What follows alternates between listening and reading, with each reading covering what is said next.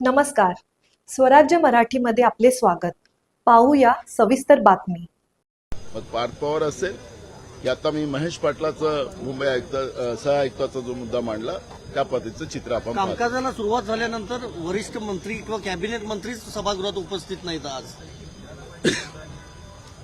यांना विधिमंडळाचं कामकाज जे आहे त्याचं सारस्व या सरकारला नाही. सगळे आपल्या सेटिंगमध्ये लागले राहतात आणि त्याच्यामुळे विधिमंडळाचा जो दर्जा होता महाराष्ट्राचा या सरकारने घालवलेला आहे असं म्हटलं तर वावगं ठरणार. दिल्लीमध्ये जी शेतकऱ्यांसाठी सहायता निधी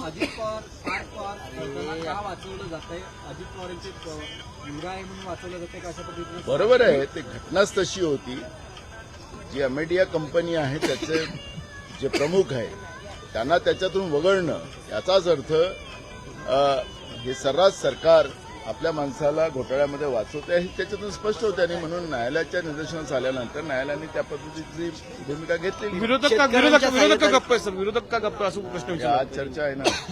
शेतकऱ्यांच्या सहायतासाठी जो निधी जमा केला होता त्यापैकी फक्त काही लाखच जो आहे तो निधी वितरित करण्यात आला. बाकी जो निधी आहे तो तसाच ठेवण्यात आलेला आहे. कसं त्यातही बघताय? कोर्टाने यांना फटकारलेला आहे आणि म्हणून हे नुसतं आताच नाही तर 2014 ते 19 मध्ये फडणवीस मुख्यमंत्री होते त्यावेळेस फटकारलेला आहे.